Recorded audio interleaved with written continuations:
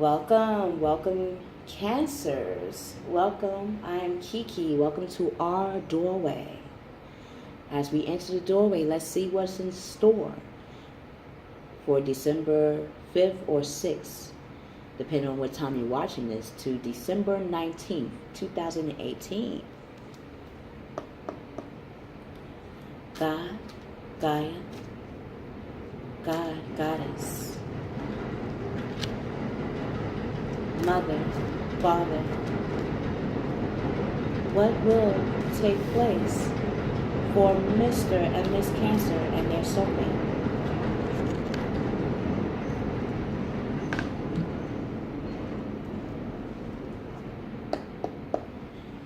What actions will be taking place emotionally, energetically, for Mr. and Miss Cancer and their soulmate for December 5th, 6th to December 19th?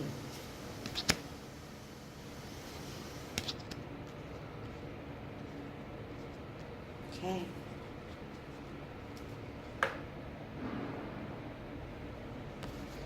Let's get it. Okay. All right.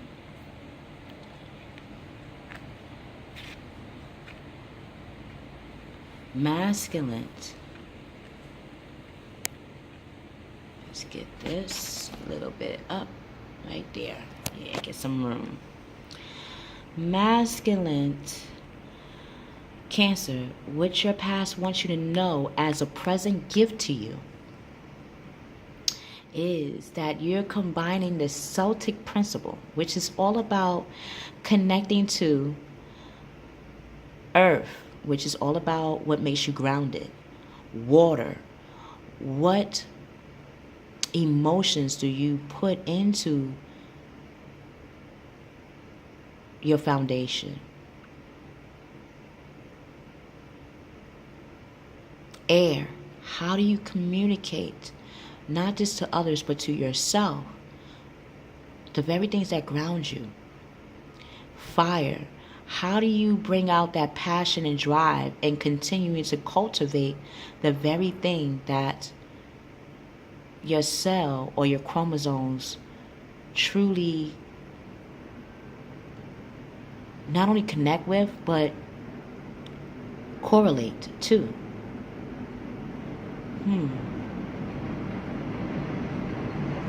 Wow. Female Cancer as your past, giving you this as a present. Your past life wants you to know as a present gift to you in the now. Makes sense. Like your masculine counterpart, once they realize that they hold within them, like their 5 fingers, that they hold their willpower, which is them, their identity as a person. They hold what grounds them, even the ground that they walk on. They hold and control or cater and cultivate their emotions. They use their intuitions on how to ground themselves and how to use their natural resources by tapping into their intuition. They communicate this by using the air that we breathe and communicating to others what they have learned, what you have learned. And from what you have shared in your learning has also given you back commerce, has given you back camaraderie. And the fire, that drive from your actions, from how you operate in this world, gives people the opportunity to show their dedication to you, their devotion to you. Like female, this is what you have learned from your masculine counterpart. Female, your present from your past life is that you know how to be faithful. You know how to show devotion. You know how to show faith and trust. You know how to show your connection to the divine outside of yourself. And that's a very strong ability to have. That's like standing in a person's standard. Not only do they speak their standard, but they stand in their standard. That is a physical way of showing their devotion and their nurturance to their principle, to their morality, to their moral compass. That's what you're exuding. That's what you're embodying, Miss Cancer. Soulmate, with your past, wants you to know as a present gift to yourself. Whenever you get a chance, I believe check out Taurus reading. I am a Taurus, so I had this in the feminine sector. So definitely check out Taurus reading. You'll see why. Phobias, when we hear phobias, it doesn't sound pleasant. It sounds like something we are propelled to move away from. Like, ooh, I used to be afraid of mice. Like, as soon as I see the mice, I used to run. Like, if you were next to me and it was a mouse or a rat, I would literally push you over there. I felt like this. I'd rather the mouse get you than me. That's kind of messed up, ain't it? However, in the Chinese zodiac, the Taurus sign as an animal is the rat, the mouse. So I'm running from the very thing that is me. Isn't that funny? In another country, that would be my zodiac sign. So I'm running from myself. Soulmate. We all have reasons to run from ourselves. We all have phobias, and that phobia is connected to us, meaning we have to experience that physically. And one thing I do notice, or maybe you can tell me, have you noticed that phobias always tie into the things that we had once in our lives liked? But something must have triggered it. Like, I might have liked being around mice when I was in my past life. But depending on what century or what time frame that is, what if a mice bit me in one of the time periods and I passed away? So in the next life, I might have feared mice. Or what if my past life I experienced being tortured by mice when I showed my true potential, depending on the time frame. Torture was a practice at one point. If you showed yourself, sometimes you were punished for that. That meant being in chains or in a coffin with spikes, or being in a coffin filled with mice, and like as if you were already dead, and this to feel them all over you. That's my past life regression. I digress. What is a current phobia that you have been pushing to the side? This would be the very thing that when you face it, you'll see that it not only will cease, but it will connect you and show you how strong you really are. Okay, soulmate? So facing your phobia, whatever that is, will allow you, like one of my phobias, besides the mice, I have a couple. I'll be sharing them with you on this channel. The second phobia I used to have, I still have it, but it's not as bad. I'm still learning how to heal it. Is expressing myself openly to others.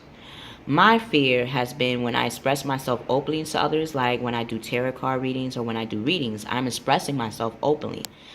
I used to be bullied for this. I used to get hit with sticks, with stones, for naturally reading people. This is before I had tarot cards. I used to naturally read people. I used to look at them and tell them about who they were and who they are. And rather than give me a yes or no if I was right or wrong, what they did was hit me instead. They hit me with sticks. Children used to hit me with sticks. When I got into my teenage years and I read people, a lot of my friends used to not be my friend. They used to become not an enemy, but they will start to bully me. Or when I had relationships and read people, when they asked me to read them and I did, they will call me witch, that I will burn. And mind you, I come from a family line of ministers, like straight up. Like my great grandfather, pastor.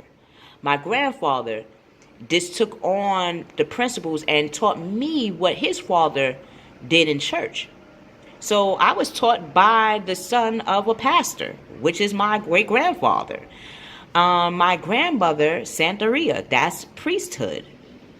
So I had spiritual ministry and I had spiritual ministry.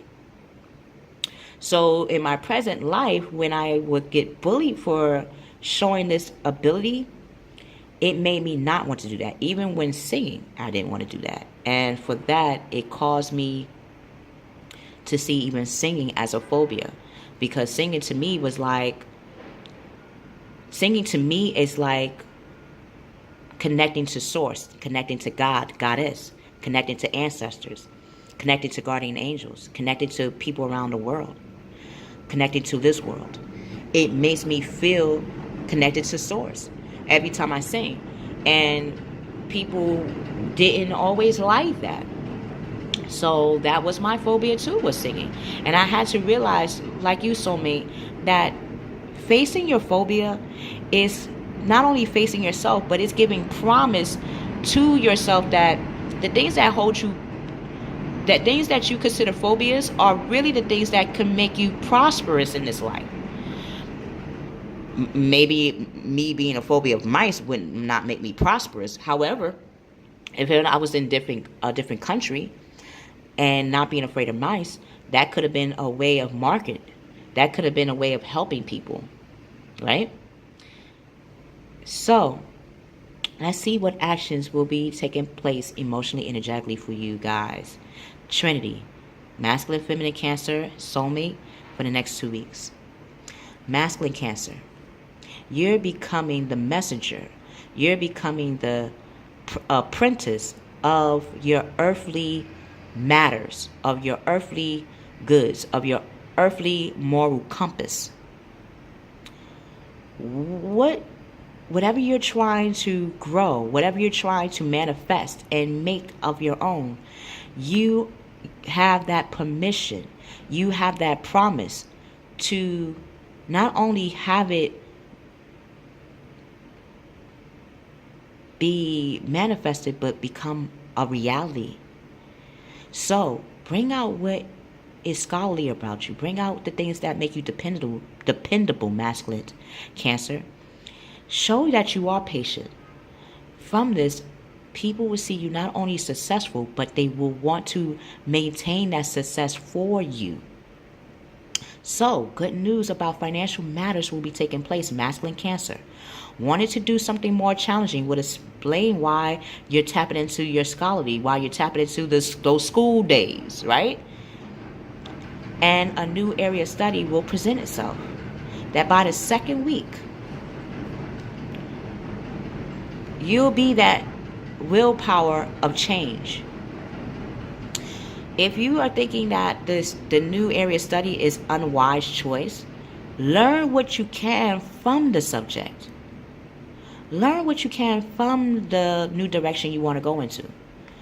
First, it's like before you go into the job interview, don't you Google or research about the job to have a better understanding of not only why you applied to that job, but how you can be a collaborator, a contribution to the company, right? That's how you're going to take your life. Whatever you want as a new change, of course, in your life, look and learn of everything about that. And see how reviewing everyone's motives, meaning review not just other people's motives around you in regards to the subject, but even look at your own motives behind that. And you'll see what is the core value, what is the core identity of it, where you can grow from that and communicate that more efficiently. Because it is an idea or it is a new area of study that you can go into. Yet you might, like a page, like a beginner, it takes you to have a lot more facts about it before you move ahead. Why? Because you don't want it where you get the opportunity and then you have to learn as you go along how to keep it and sustain it. That could be more tiring right now. So the more you learn about the attributes or the avenues in this subject, or your career path, the more efficient and confident you will be in how you communicate that. Okay? This is the second week. Female Cancers, in the first week for you, your devotion is showing you that you now have the drive to move forward in a direction that you want to take the lead in. So, your wish is coming true. Whatever your wish is, whatever you have been devoted to, whatever you have been showing your drive to, whatever you have been showing your loyalty to, is coming back to you as not just a wish, but a reality of that wish in physical form. Like, not only, it's like going after your dream. What do? You physically got to put in the work. Work, work, work, work, work. And when you put in that work, like any work in this life, you get compensated for that. You become reimbursed for what you have been a retribution to. So, concerns will fade away for you in the first week, Miss Cancer. A love of life. Live your life in the way you love. The way you want to love, live that in your life. Why? Because the second week, just like your masculine counterpart, you will have the willpower to make those changes. Like Michael, make that change. Change. Make a change. Gotta make a change. Once in my life. And that's what you're doing, Miss Cancer. Yes, you will have competing goals, meaning you will have 5 attributes that you can promote in the way you want to change your life. You could go in 5 directions. You could bring out 5 attributes of yourself. However, the one thing that's going to hold those 5 attributes together is you, your vessel. I have 5 fingers but 1 hand. I have 5 attributes, but I can will them in one direction to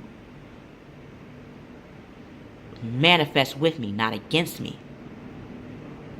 I have 5 fingers, but are they separated? Is one over there and the other one is over there and the other one is over here? Nah, it's in one hand. You will your will of faith. You will your will of fortune, Miss Cancer. And as you're realizing that, boredom will start to be replaced with, oh, I gotta bounce to this groove. I gotta bounce to this new direction I'm heading to. You're gonna be bouncing. Bounce. Bounce. Bounce. Bounce. Bounce. Ow. You're gonna be bouncing to your new direction.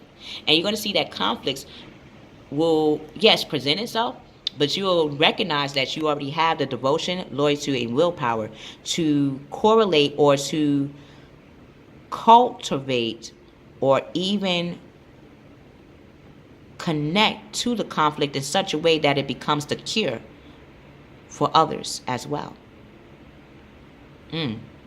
Soulmate, from you facing your phobias, you're using the awakening, the Trinity. You're bringing out your ego, your identity in regards to the phobia. You're connecting your self-worth or value to what makes an area in your life or something in your life a phobia to you. And you're seeing how your spirit and how you communicate that to yourself will arise in you a way to not only cure it, but to see how you can collaborate with that or use it to your advantage. So look at things from a different perspective. Soulmate, yes, you're going to have a temporary standstill. In order for us to understand our phobias, we will have to sit and think about it. We can't just think that physically, or even if we physically are active in our lives, it's going to be things in our physical lives that will show and reveal to us what is our phobia. And that will give us the opportunity to contemplate, meditate, and really think about why that is a phobia. Why does this phobia happen in a particular part of my life? And how can I not only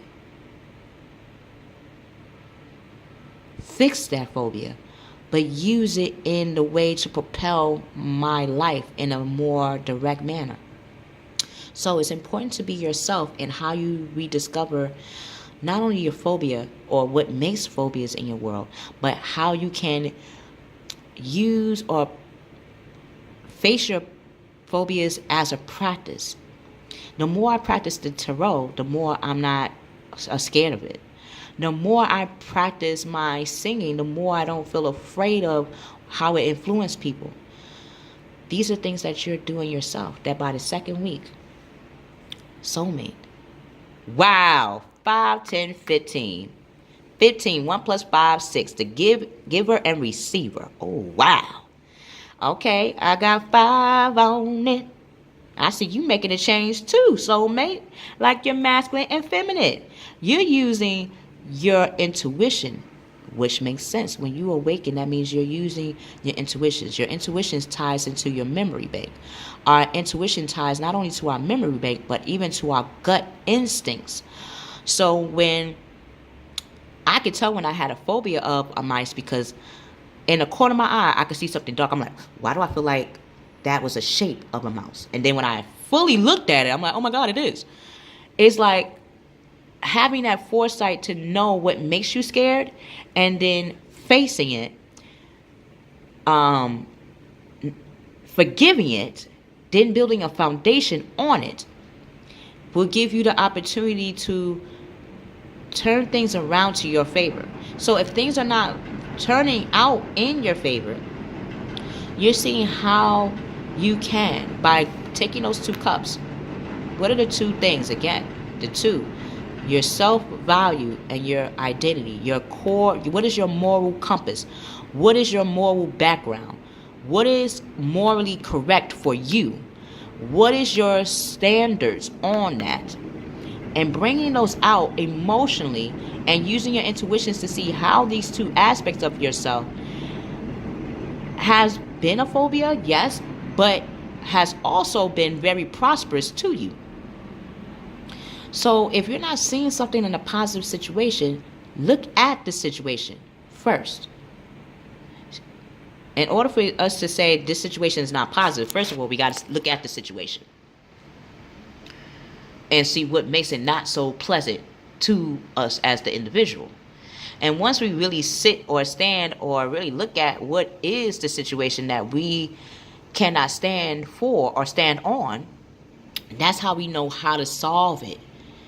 Because we're facing it. We're not dismissing it. We're not saying, oh, it's no problem.